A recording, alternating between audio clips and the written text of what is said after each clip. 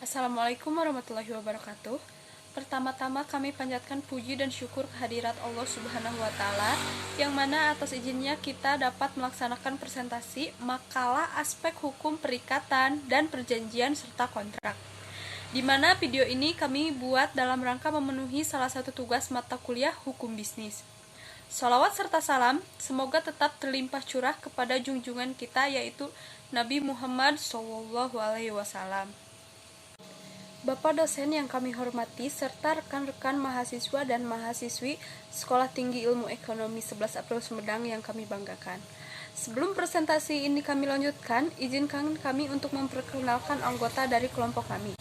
Yang pertama, saya Rika Rosdiana sebagai moderator, dan selanjutnya yaitu ada Saudari Ibu Nur Aini sebagai pemateri 1, Saudara Ilham sebagai pemateri kedua, Saudara Bapak Oha sebagai pemateri ketiga, dan yang terakhir yaitu Saudara Bapak Danu sebagai pemateri keempat.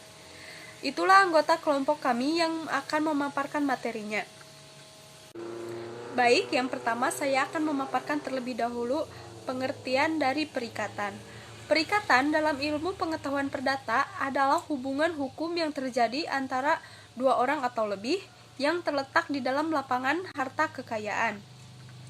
Manakala pihak yang satu berhak atas prestasi, maka pihak lainnya wajib memenuhi prestasi tersebut.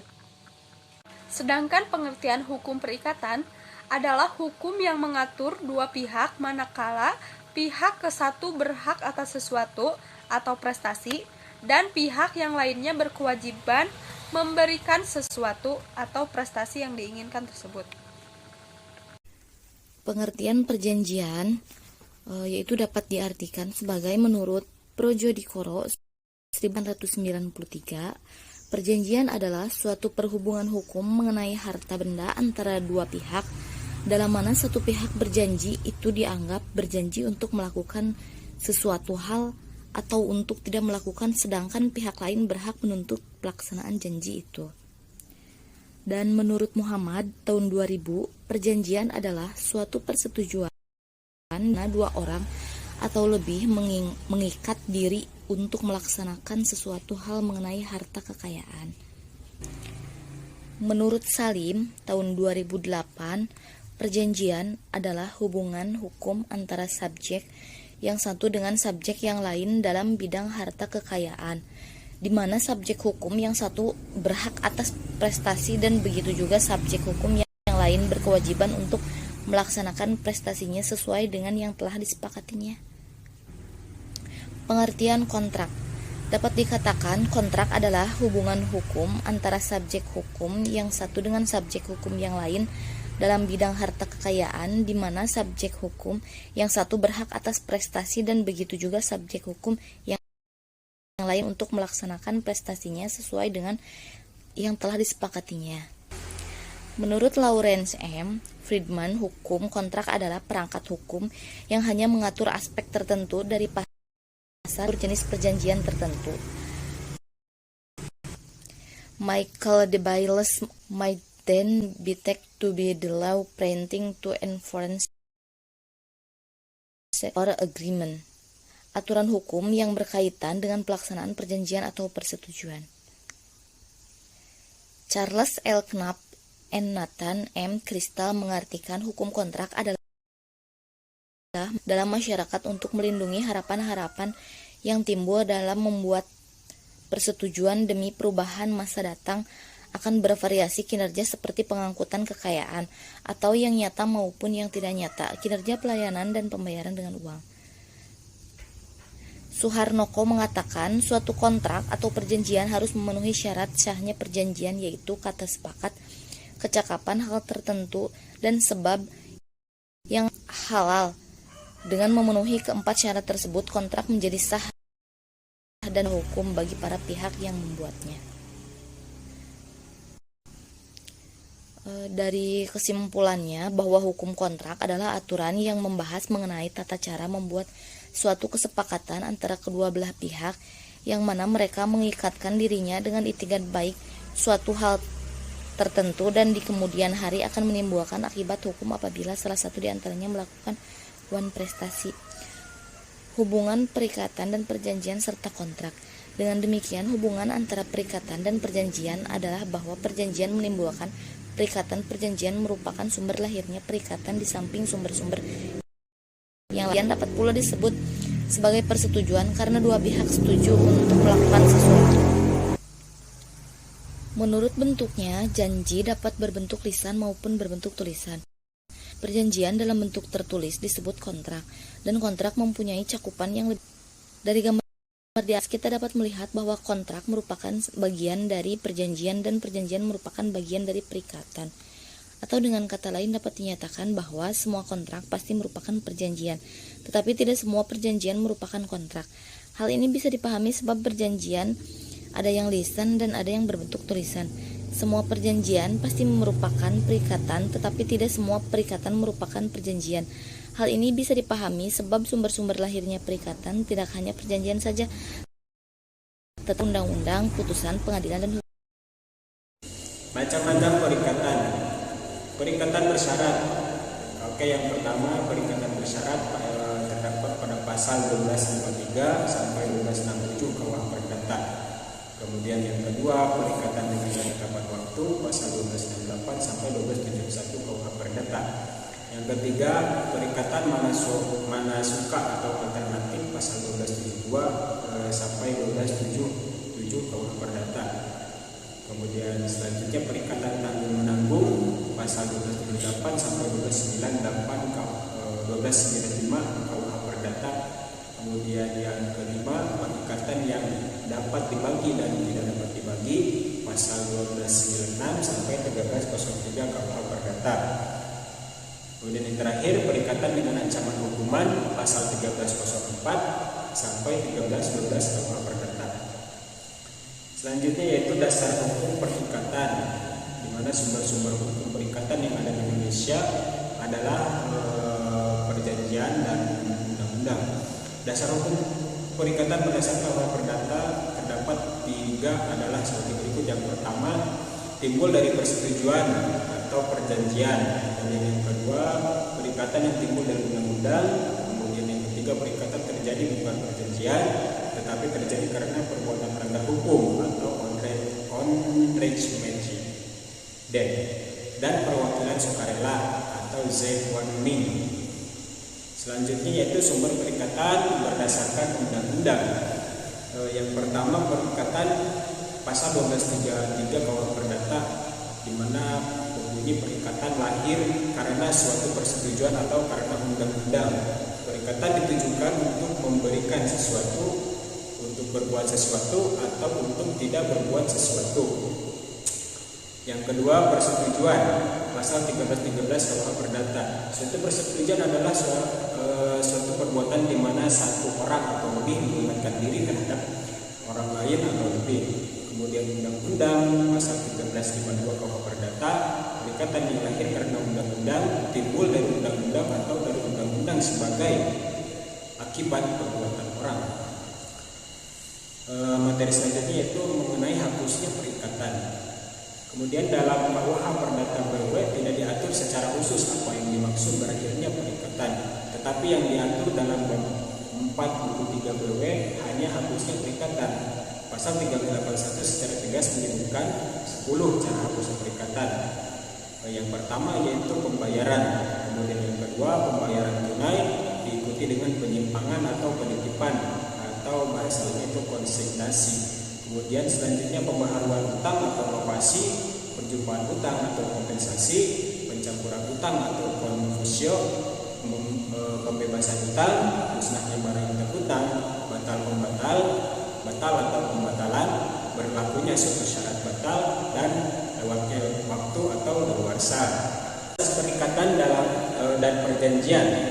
Asas-asas hukum yang perlu diperhatikan oleh para pihak dalam pembuatan dan pelaksanaan perjanjian adalah sebagai berikut, yaitu Aryani pada 2013 mengemukakan asas konsensualisme, asas kebebasan berkontrak, asas personalia, asas etikan baik, dan asas pacta sunt servanda.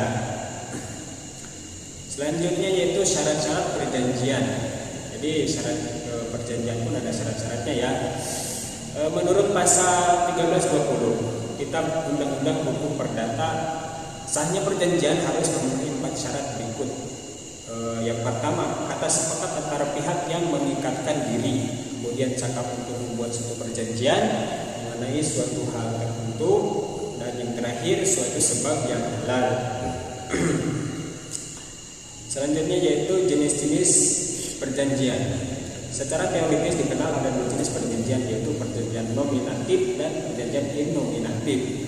Perjanjian yang termasuk ke dalam perjanjian nominatif adalah sebagai berikut. Yang pertama, perjanjian jual beli, perjanjian tukar menukar, perjanjian sewa menyewa, perjanjian perburuhan, persekutuan, hibah, perjanjian pinjam pakai, perjanjian pinjam meminjam, persetujuan untung-untungan, pemberian kuasa, penangguhan hutang, dan perdamaian.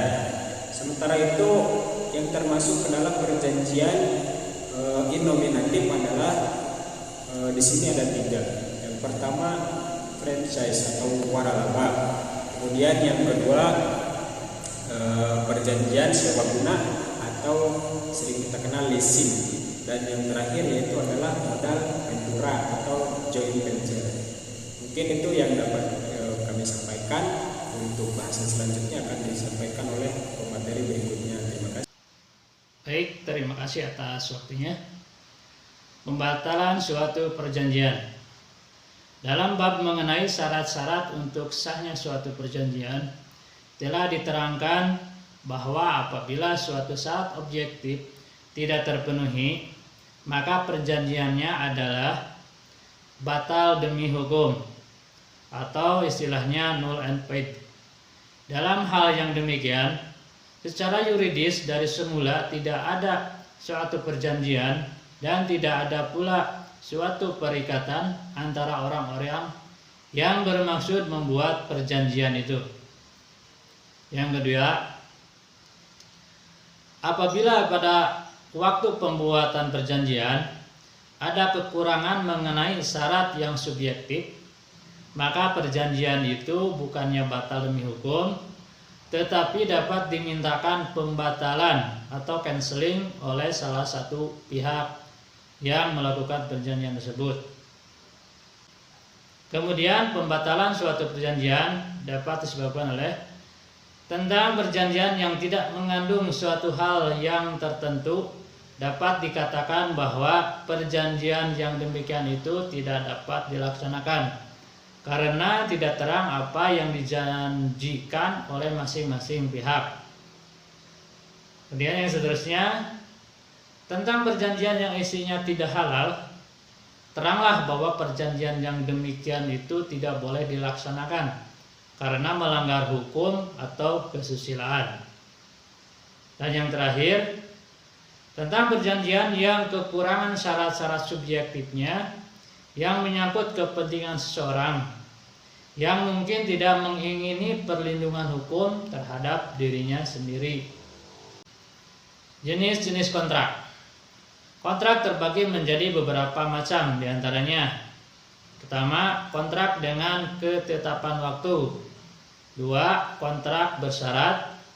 3. Kontrak tanggung-menanggung. 4. Kontrak alternatif. Dan yang terakhir, kontrak dengan ancaman hukuman. Persamaan perjanjian dan kontrak. Dari penjelasan di atas, maka dapat kita simpulkan bahwa perjanjian dengan kontrak memiliki persamaan.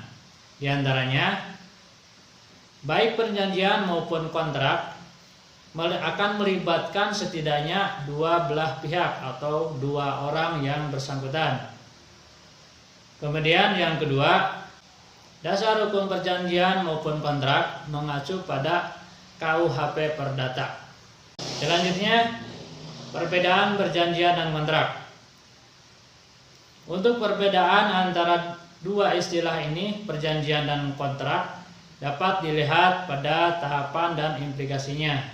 Yang pertama, perjanjian menimbulkan perikatan. Perikatan itu kemudian disebut sebagai kontrak apabila memberikan konsekuensi hukum yang terkait dengan kekayaan. Kedua, Setiap kontrak adalah perjanjian dari beberapa macam, namun setiap perjanjian bukanlah kontrak. Yang ketiga, kontrak biasanya dibuat antara mitra bisnis, perusahaan, dan semacamnya. Sedangkan perjanjian sering dibuat antara teman dekat atau anggota keluarga. Kemudian yang keempat, kontrak mengikat secara hukum, sedangkan perjanjian tidak mengikat secara hukum. Kemudian yang selanjutnya, perjanjian dibuat untuk hal-hal kecil, sementara kontrak ditandatangani berkaitan dengan masalah-masalah yang besar.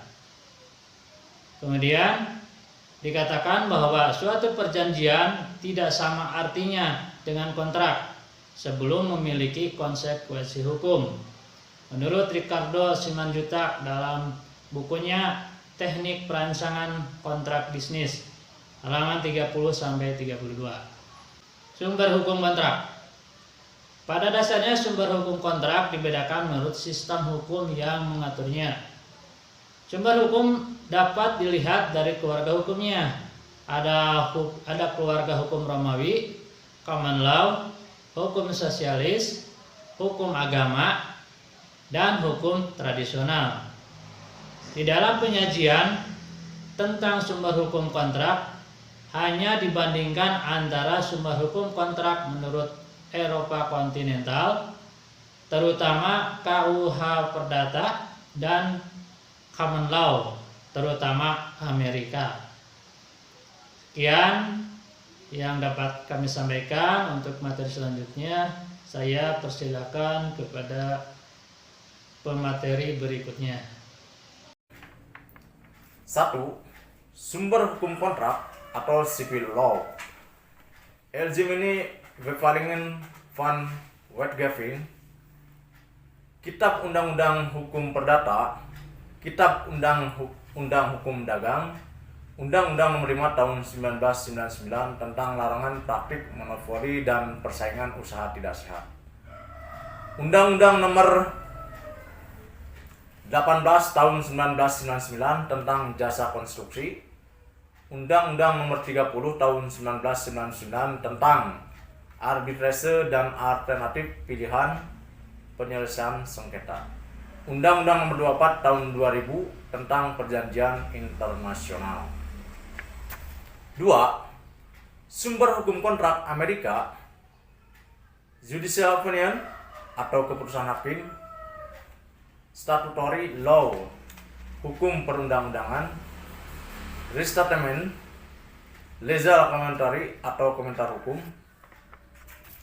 Jadi kesimpulannya, perjanjian adalah suatu perbuatan ketika satu orang atau lebih mengikat dirinya terhadap satu orang lain atau lebih, berbeda dengan perikatan yang merupakan suatu hubungan hukum. Perjanjian merupakan suatu perbuatan hukum. Perbuatan hukum itulah yang menimbulkan adanya hubungan hukum perikatan, sehingga dapat dikatakan bahwa perjanjian merupakan sumber perikatan. Kontrak merupakan bagian dari perjanjian, yaitu merupakan perjanjian yang tertulis. Perikatan adalah suatu pengertian yang abstrak, sedangkan perjanjian adalah suatu hal yang konkret. Kita tidak dapat melihat suatu perikatan dengan mata kepala kita dan hanya dapat membayangkan dalam alam pikiran kita. Sedangkan perjanjian dapat kita lihat atau kita baca atau kita dengar perkataannya. Semua kontrak pasti merupakan perjanjian, tetapi tidak semua perjanjian merupakan kontrak. Hal ini bisa dipahami sebab perjanjian ada yang lisan dan ada yang berbentuk tulisan. Semua perjanjian pasti merupakan perikatan, tetapi tidak semua perikatan merupakan perjanjian. Hal ini bisa dipahami sebab sumber-sumber lahir perikatan tidak hanya perjanjian saja, tetapi bisa juga undang-undang, putusan pengadilan, dan hukum adat. Demikian materi yang dapat kami sampaikan. Kurang dan lebihnya kami mohon maaf yang sebesar-besarnya. Untuk waktu dan tempat kami kembalikan kepada moderator. Terima kasih. Baik, terima kasih kepada rekan-rekan yang telah memaparkan materinya. Semoga materi tersebut memberikan manfaat dan pengetahuan lebih bagi kita semua. Dan kami memohon maaf yang sebesar-besarnya apabila masih terdapat kekurangan. Dan untuk rekan-rekan yang memiliki pertanyaan, bisa langsung saja ditulis di kolom komentar, serta jangan lupa subscribe dan like channel kami. Bapak dosen yang kami hormati serta rekan-rekan yang kami banggakan, rupanya presentasi kelompok kami dicukupkan sekian. Akhirul kalam. Wassalamualaikum warahmatullahi wabarakatuh.